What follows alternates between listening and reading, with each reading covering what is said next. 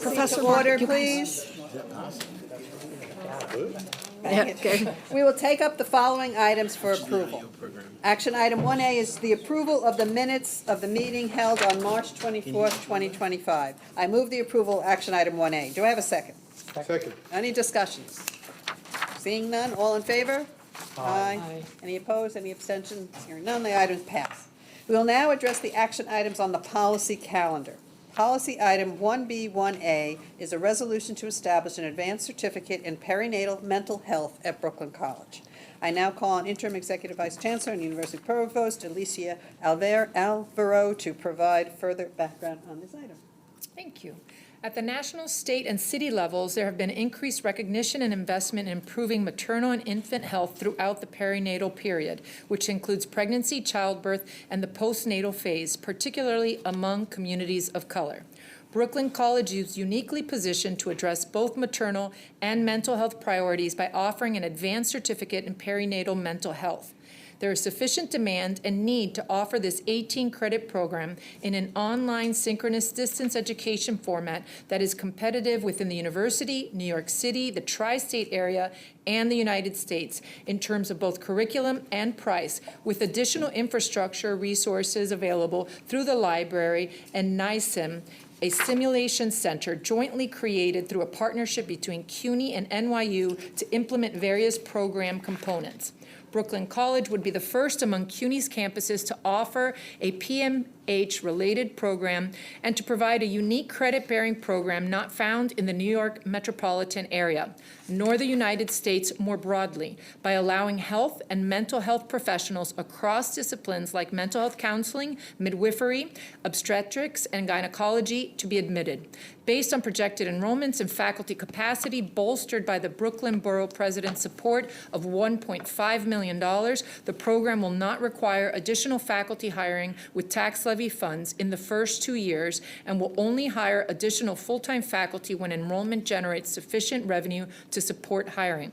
Brooklyn College is seeking an additional $1.5 million in congressionally directed funding to support research, convenings, and perinatal mental health concerns, scholarships, and initiatives aimed at strengthening the perinatal health and mental health workforce in under-resourced communities.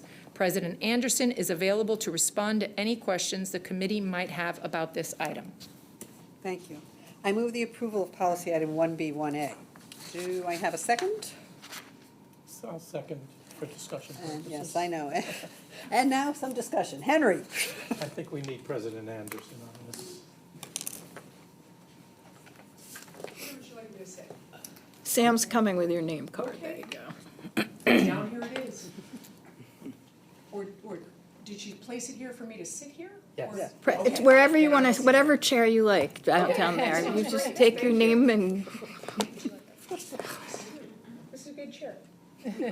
awesome.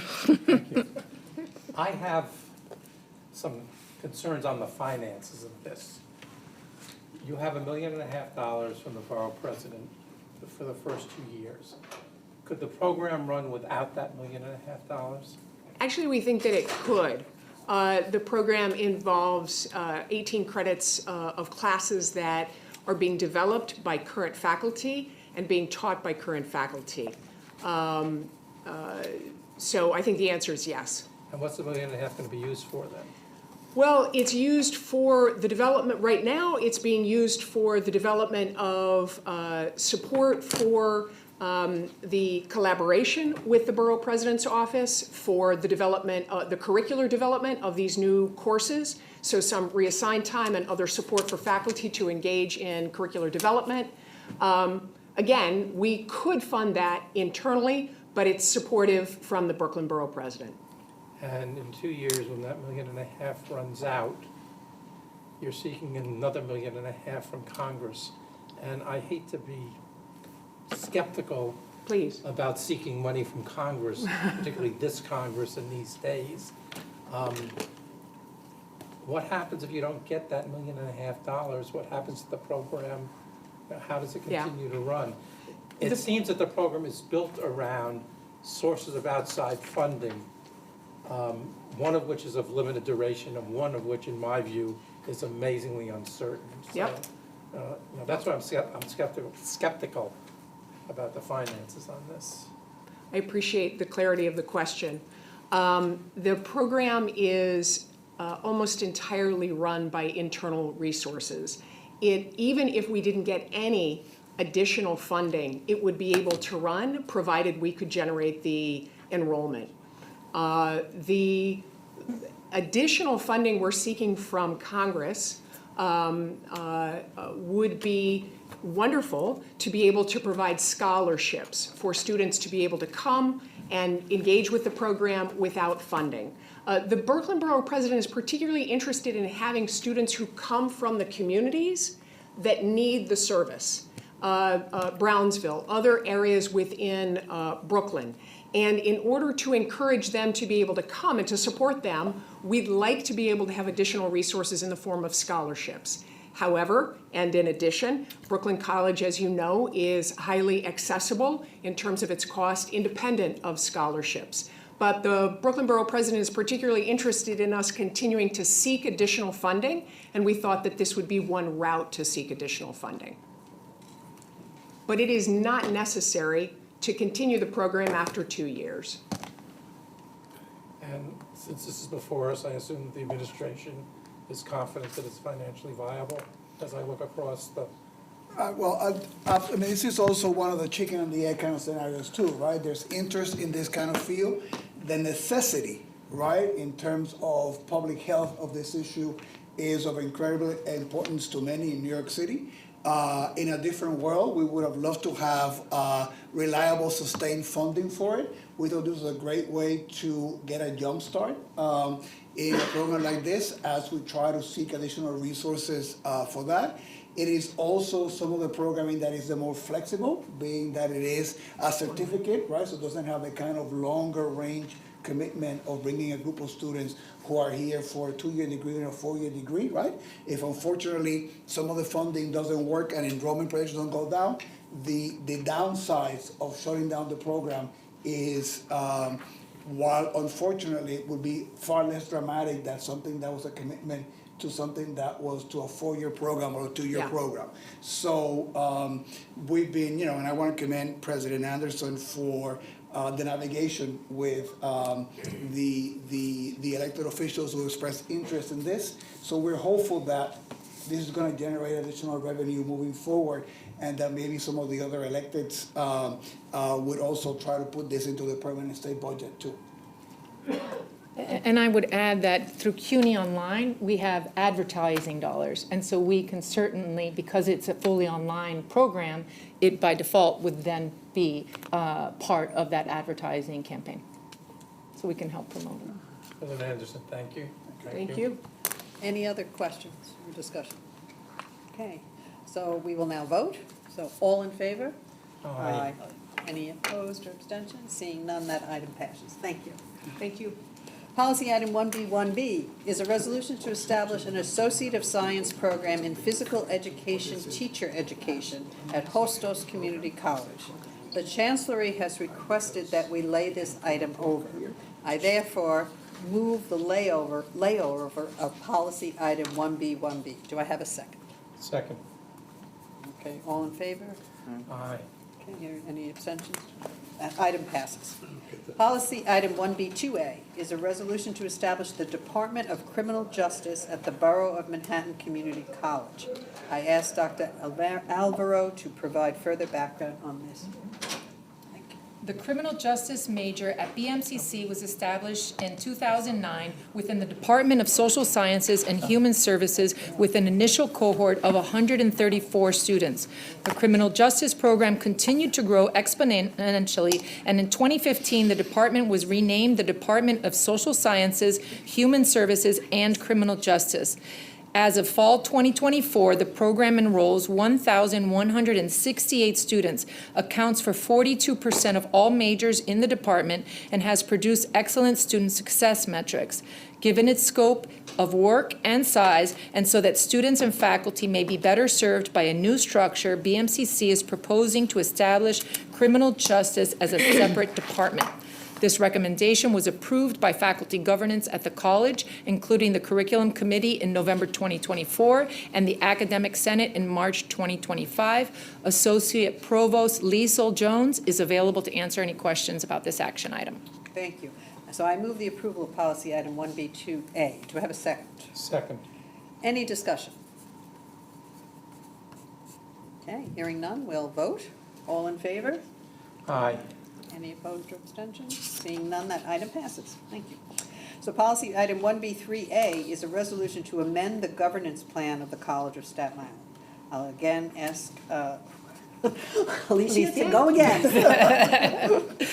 The goals of the proposed amendments include incorporating editorial changes to clarify the provisions of the governance plan, clarifying the mechanism for interdisciplinary programs to elect representatives to the College Council, revising the quorum and majority requirements for actions to be passed by both the College Council and the Faculty Senate, ensuring academic departments have Faculty Senate representation in the event of vacancies, conferring ex officio membership status upon staff to the 3 college faculty senate curriculum committees, and providing that the chairs of select committees only vote in the event of a tie vote, allowing the chair to maintain neutrality during debates of proposals.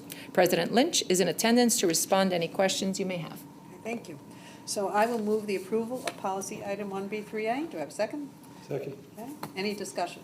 John, I figured. I'll just say I'm happy to see this come to fruition. Oh, good. Happy to see it come to fruition. They're much needed cleanup of major changes from 2018.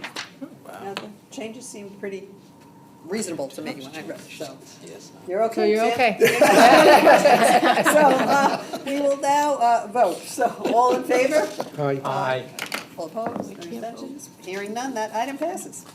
So policy item 1B4A is a resolution to appoint Kia Vernon with the immediate tenure at the City University of New York School of Law with an application of bylaw 6.2B.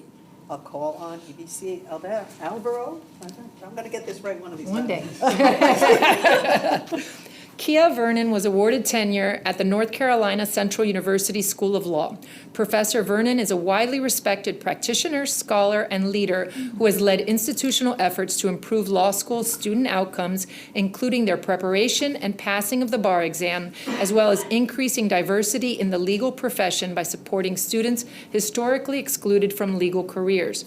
Professor Vernon has written and presented extensively on teaching pedagogy and institutional interventions that support student learning and outcomes for non-traditional students, and is a nationally recognized expert on law student success. She was elected through a rigorous national search to serve as a professor of law at the CUNY School of Law's nationally recognized skills program. Dean Setti would be happy to answer any questions about this request to award immediate tenure. Okay, so I'll move the approval of policy item 1B4A. Do I have a second? Second. Any discussion? Okay, hearing none, we're going to vote. All in favor? Aye. Any opposed or abstentions? Hearing none, the item passes. Policy item 1B5A is a resolution to approve the faculty personnel matters report of the Education Policy Committee. I'm going to again call on Alicia to give us some details.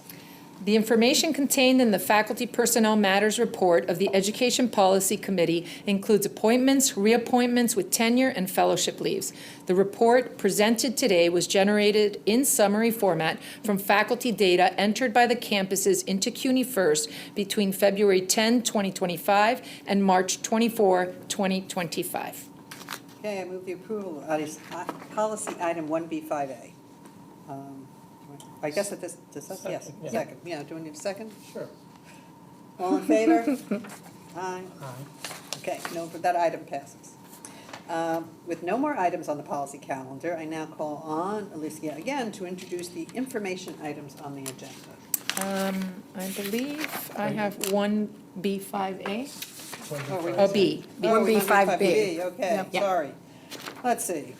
Policy item 1B5B is a resolution requesting approval of the actions in the curriculum and academic policy dashboard report. And again, Alicia? Routine academic matters, local academic policies, and course inclusions in the university's general education program are presented to the Committee on Education Policy in summary format, generated from an online dashboard include the classification of 9 new general education courses, 6 program actions, and 2 revised undergraduate policies. Okay, so I move the approval of policy item 1B, 5B. Do I have a second? Second. Any discussions? No vote? All in favor? Aye. Any abstentions or objections? That item passes.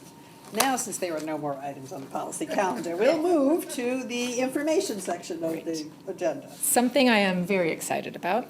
Launched by the CUNY Office of Academic Affairs this semester, the Stackable Credentials Initiative is designed to increase enrollment and improve graduation rates. This initiative brings together administrators from across the Office of Academic Affairs, from the Office of Careers and Industry Partnerships to graduate and undergraduate programming and enrollment management, to use best national practices to inventory, develop guidelines, and design new credit and non-credit credentials that can be stacked for degree credit toward completion at all levels. The team's work will culminate in a website that can be used by prospective and current students seeking both credit and non-credit bearing credentialing toward career entry or advancement. The Stackable Credentials Initiative will clearly illustrate on and off ramps across the academic journey, from a non-credit course to a graduate advanced certificate toward degree attainment. Please welcome Dr. Ann Lopes, Interim Vice Chancellor for Academic and Faculty Affairs, to brief us on the Stackable Credentials Initiative. Thank you very much. So I'm delighted to be here to talk about this incredible initiative here at CUNY this year. It is an exciting one, and as Interim EDC Alvaro said, one that brings together many different parts of the university to work on this important issue. So, let's see. Okay.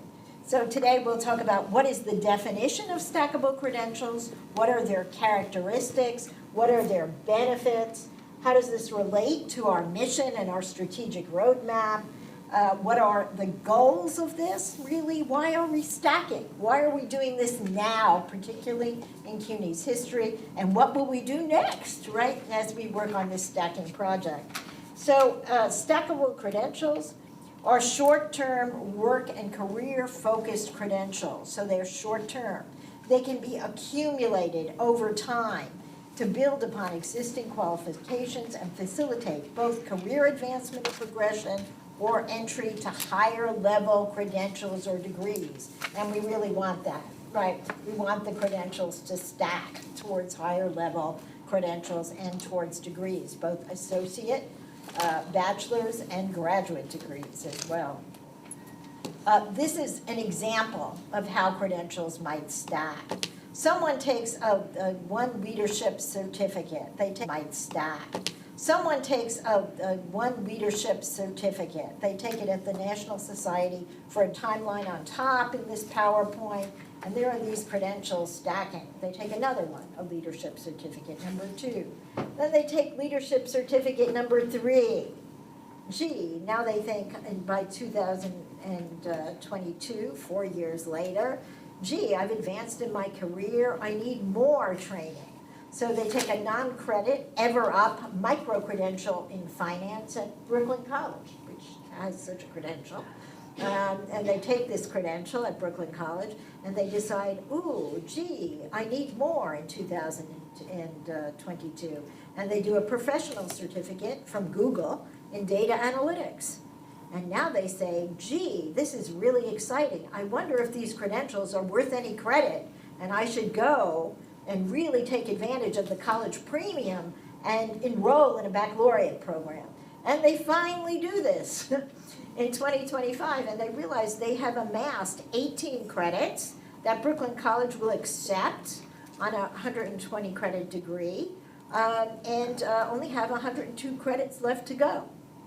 This is a typical adult way to take advantage of what are called micro-credentials towards degree attainment. It is growing, and growing incredibly quickly across the United States, particularly for students who are non-traditional college students, who are students who can benefit the most from these kinds of credentials, because they're also less expensive than a degree, they're less and provide all kinds of opportunities for career entry and advancement. There are different types. There are certificates, there are micro-credentials, there are badges, there are licenses, there are industry certifications from different industries about what's possible, like the Google certificate that we just talked about, or you may have heard of Cisco in computer science, for instance. There are many, many different kinds of them. There are some that are time-based, so you get a credential because you put so many hours into a particular kind of program. There are many that are competency-based, you have to demonstrate a competency. Many that are skills-tested, and that acknowledge skills. Their characteristics: flexibility, short duration, narrow focus, low cost, and immediate currency in the market, right? So they're attractive. I'm seeing some nods, right, for these credentials, right? They're very attractive to people based on those characteristics. The benefits: they assist individuals to earn progressively higher credentials. They improve, if you will, employability and affordability. They modularize curriculum. So they take curriculum, they take a chunk of it, and it's aligned with credentials and they're valued in the marketplace. If they facilitate the attainment of a credential to accelerate earning, right? So that earning power is associated with these credentials and continues to be. They also enable swift responsiveness to labor market changes, needs, and upskilling. The number of credentials today in AI is staggering, for instance, right? This whole market-driven extent for these credentials. They create easy access for reentry. It encourages lifelong learning and degree attainment. Really easy access. They are kind of like a no-brainer for folks, right, who are afraid to go to college or don't know if they want to go to college, but they want to start to learn and they want to earn more than anything. Why are we interested in this? This is all about our mission. This is about providing a public first-rate education to all students, regardless of their means or background.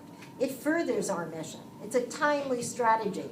It's responsive to the learner needs, especially to adults, a group which we are very interested in increasing among our student population.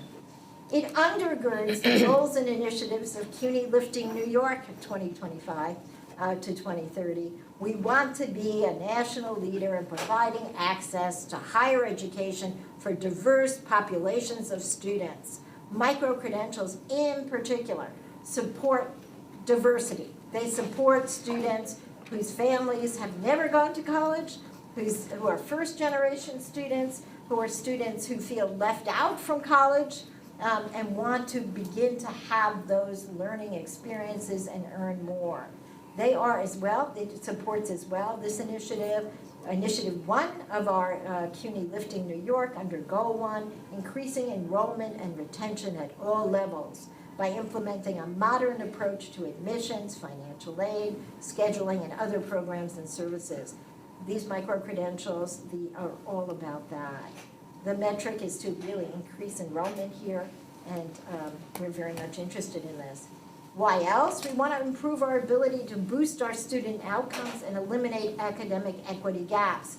As I mentioned, these credentials are particularly of interest to diverse student populations and first-generation students who can have access to that learning.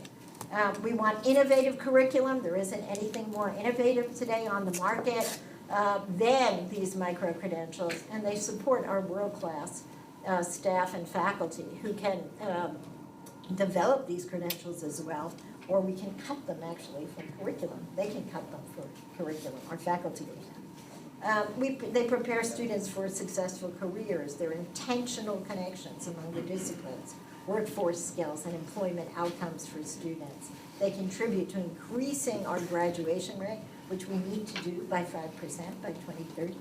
And they will help with that as students re-enter and continue their educational experience. The larger context, so we know, so this was a recent article in the Diverse Issues in Higher Education, that certificate programs and enrollment of them is surging as bachelor's and associate degrees decline. There are more and more people, 1 million people in the United States, enrolled in a credential program, a certificate program last year. The growth is phenomenal. There were decreases nationally in associate and baccalaureate programs on the national level, but not in these stackable credentials.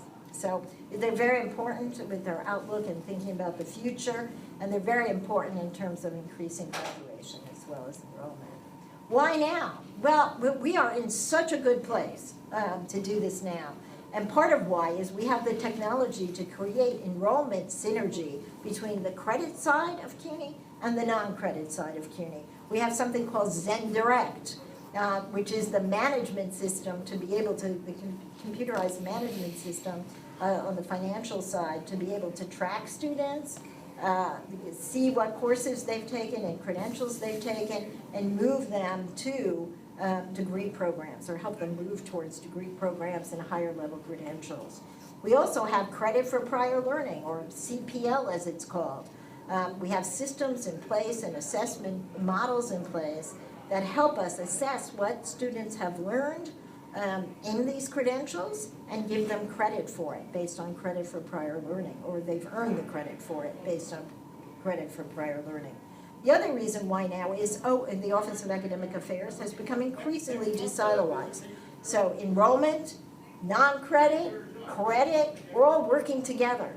This approach, this desilozation, allows us to take on a project like this and work together on developing pathways through micro-credentials towards degrees at every level. As Interim Executive Vice Chancellor Alvaro said, we're working, this is the group that she charged for stackable credentials and brought us together. There are co-leads for this group. I am a co-lead along with a member of the Office of Careers and Industry Partnerships. So we're together as co-leads, and we bring together many deans and executives at the university in the Office of Academic Affairs to plan the work forward, or the first phase of this work really here at the university on the administrative side. Our charge is to develop and execute a plan for CUNY to accelerate its work on stackable credentials using all best practices as defined by the larger academic community, and contribute to increasing enrollment and improving retention and graduation. So it's a mighty charge. The first thing we did is we received a grant from Credentials As You Go. This group is an important national group that is coaching us, shall we say, and consulting with us to do the best possible job in developing the systems we need to put in place to work on this, to develop the intentional pathways and move the work forward. We are in the development of phase 1 of our action plan. We're inventorying all the credit and non-credit credentials university-wide. We have many of them, and because they're not credit-bearing in and of themselves, or not listed in and of themselves, we have to find them. So we're inventorying them from the non-credit side and the credit side in order to put them together. We're investigating also additional credentials with currency in New York that have currency in New York's 5 largest major industries. What credentials don't we have that we should have that could stack towards degrees? What's out there? This identification, or this inventory of credentials, is moving forward. And then we will move to identifying embedded credentials in our curriculum. It may be that we have 3 courses in finance that may lead to a credential in finance. We should market that credential in finance, put it together, show how it stacks towards the degree, and how those courses together can make a difference for students both immediately in the job market and towards moving forward with a degree. We're looking at putting these credentials in our system, our T-REX system. So we have this incredible technology for transfer that you've heard about previously. Students would also be able to see what credentials we have and how they stack towards degrees in this T-REX system. That's one of the things we're investigating. We're looking at all the registrarial issues. How do we show this on a transcript? How can it make a difference on that transcript? credit for prior learning, and we're looking at that and what are the systems that need to be in place in order to do that. We're looking at the credentials in Tap for Workforce. Can these credentials also be tapped, if you will, so that they attract students? We can also market the financial aid that's available, so our prospective students are aware of it and what's out there. We're going to make recommendations on policy. And then in phase 2, we get to go live with this, right? And when the planning is really done, we get to communicate our planning very much out, working with the campuses, working with faculty teams and cross-campus teams to work on phase 2. And that'll be hopefully developing new credentials, to showing the stacks, to creating the degree pathways among these credentials, so it's not a one-off, that this credential has credit. We don't know about that one, but we actually create the degree paths with the credentials and can advertise that. So we're very excited about that, integrating into T-REX and continuing that work as we move forward. We also want to work with our faculty on developing guidelines for stacking. How is it that they stack? Should they stack towards this degree? And we'll be working with faculty groups using a model that we have in place through Credit for Prior Learning to do that and get that work done. We want to design an external facing website that is all about CUNY stackable credentials and what that's about, and design that website with a cross-central team and integrate all the information we have on stackables in that website. We want to execute institutionalization so that when anybody does anything towards a degree, they're also thinking about what credentials are in that degree, what's embedded there, what could be embedded there, and to make that really work for us. And we want to execute a rigorous assessment plan. So we want to ensure our ability to increase enrollments. That's why we're doing that, to retain our students by offering cutting-edge curriculum. And we believe that stackable credentials will help us do that moving forward in the future. It's one ingredient of what we're doing for student success, and a very important one, we believe, for the future of CUNY. Thank you. Thank you very much. So I just have a few questions. The focus is on developing within CUNY certificates that could be stackable, that maybe exist already, but people don't know about them, or that you're going to pull out of existing curriculum to highlight them as they can be certificates. Are you also going to work in credentials that people get from third parties? Yes, we already have a Yes. lot of those through Credit for Prior Learning Initiative. Okay, so those are considered, that those certificates are under the. We've already evaluated a lot of them, because we do have a lot of students who come back to school, and then we have them evaluated, credit for prior learning. And so once it's established and a credential's been reviewed and been granted credit, then that's already, we don't have to keep reevaluating. But yes, evaluating more of them, and Credit for Prior Learning Office has been doing that, but then also looking at our existing curriculum to So see, if you can are pull there out- some that we can And pull so out? they would be, you would advertise these Yes. as standalone certificates people could get, but also explain how that would fit into the larger picture, that Correct. they could be built together to get to the bachelor degree first or a Exactly. master's degree. Absolutely. Exactly. And when you have these students who, or people who come up with these stackable credentials and you evaluate them, is there ever a time when they're not suitable to go forward? Or does everyone just get a blanket, No. So the faculty assesses the credentials. Yeah. And so our faculty are rigorous in those assessments. And it differs sometimes campus by campus, but there's a range of credit that these faculty assessment groups decide on. Some things they will not accept, and some credentials they will accept. So yes, it's a rigorous process of assessment that's in place, and many things are accepted because they show the learning, and the learning can be demonstrated, and other credentials are not. who's that evaluation assigned to at the colleges? It's assigned to a group of Faculty. faculty. Group of faculty? Group of faculty, and there's so much variability in the types of credentials that exist out there. I mean, you go online, and there's always somebody trying to recruit you to get pay for this class and take, that some are just not valid and are not rigorous enough. Let me give you an example. So we had recently an assessment group work on a certificate of biliteracy. And this assessment group brought faculty together from the university who had expertise in biliteracy, two-language literacy. And the committee came up with a recommendation that it should be between 3 and 6 credits. Those who earned this should earn between 3 and 6 credits. It went to the campuses. Each campus then, a group of faculty in that discipline, makes the decision, is it 3 credits, is it 4 credits, is it 6 credits? So it's a rigorous kind of process with multi-layered review, one by a faculty group brought together at Central for guidelines and parameters, and one a specific faculty group on the campus. And that seal of biliteracy, I want to add, is available for New York State and even high school students. Some high school students take that. It's a valid credential in the state of New York. And so we have some advanced high school students who've taken that advanced certificate and have now earned college credit, as well as adults who take the certificate. What is the maximum amount of credit someone can receive through the credential? Could they go, I mean, you said 18 credits, I think in your, up there. Could it be as many? Is an example, Could it be a yeah. lot See, that's more? an example. Yeah, It's possible, it's it's the same possible as, for it works like transfer credit. Yeah, it's just like So it transfer. follows the rule of transfer credit. Sounds great to me, but, There are constraints on the number of credits for prior learning, though.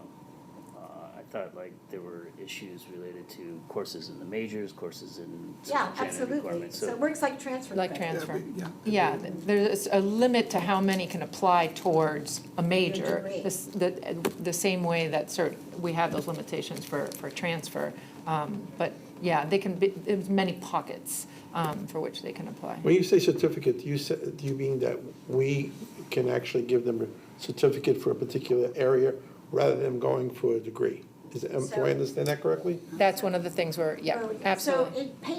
So it makes sense not to develop a certificate that doesn't have industry, if you will, backing. So the certificates are either developed by industry or they're co-partnered, right, with industry to develop that certificate so that it has value in the market for a student. I think that's the most valuable of this project because not everyone's going for a degree. They can get a certificate to certify their expertise in a certain area.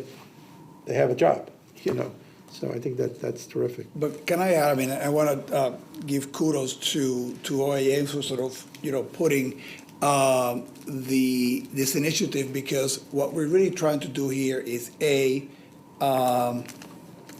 we have within the system some colleges that do a better job than others already creating some of these pathways. Even within colleges, at times we have departments that are better than others in doing that. And, I know that President Mangino will talk about her experience both at Ostos and at Queensboro in that. So this is a way to take stock at what we have that is working and not working, and then sort of putting that at scale.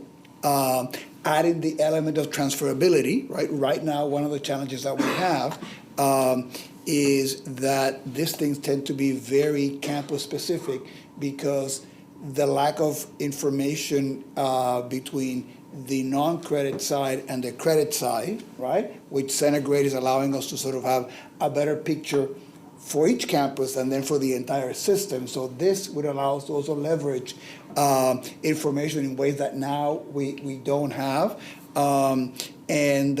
We've also standardizing some elements of the credit for prior learning would be something that would be good system-wide.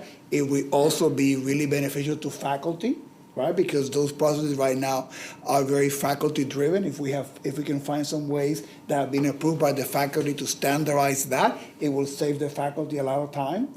So I think this is a way of really exploring all this at scale and leveraging that, and the timing is perfect given what people want to do, so. Great. Quick question.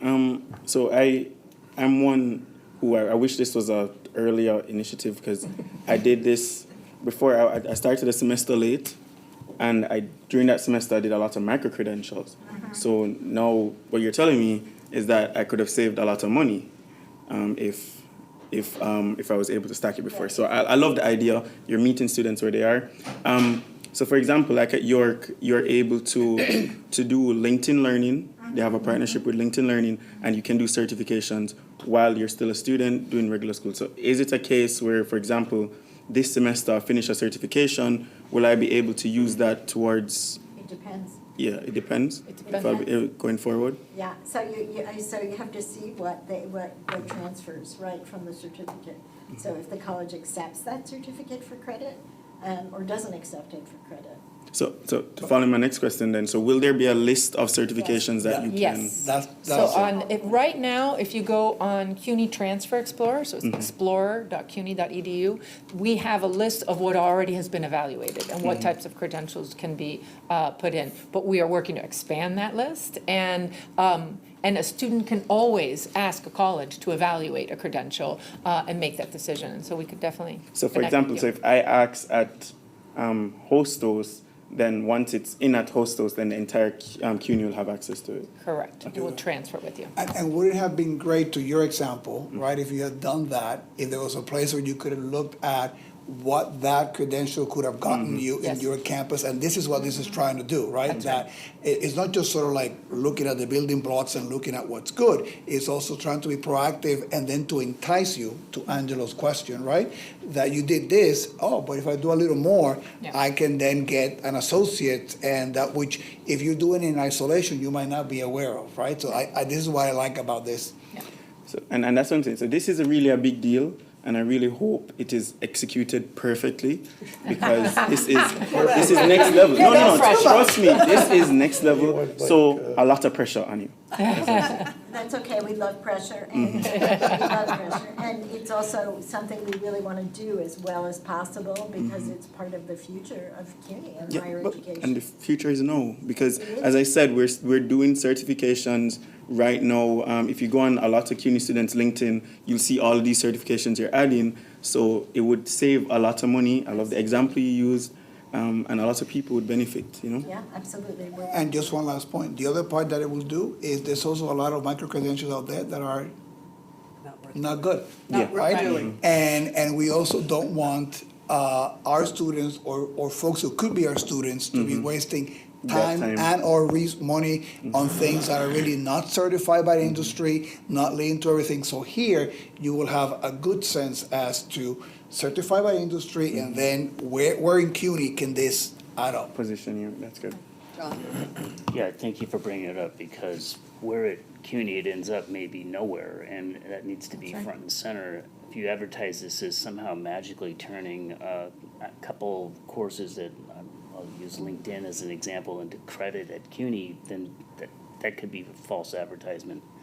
The processes in place, my understanding from this presentation, are that all non-credit to credit determinations will be done through the credit for prior learning model.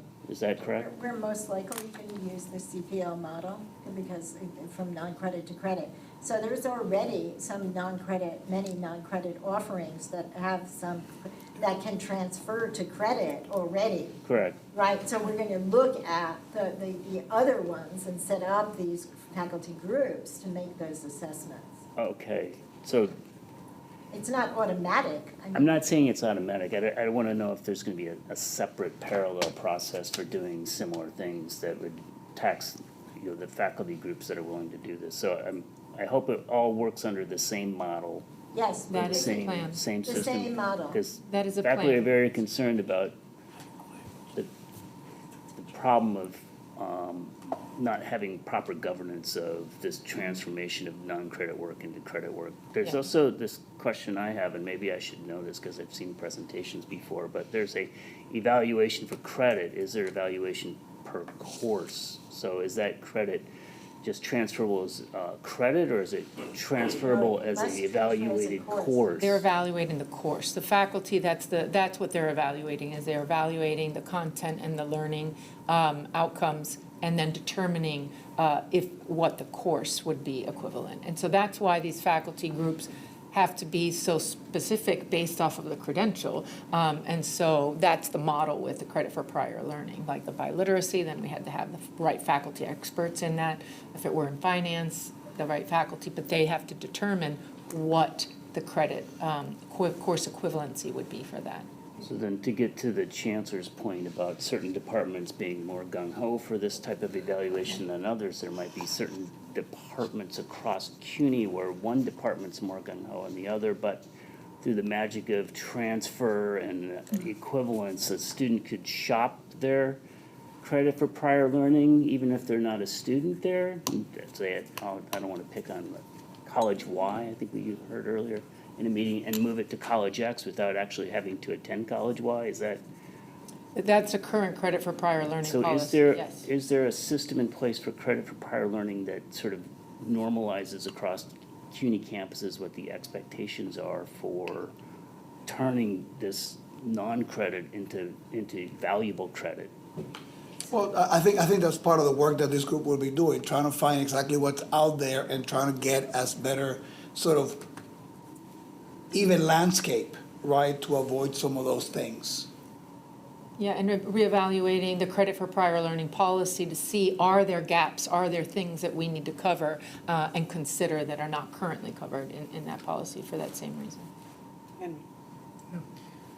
Do we need state ed approval for determining what the credits are or for creating micro credentials? No. No.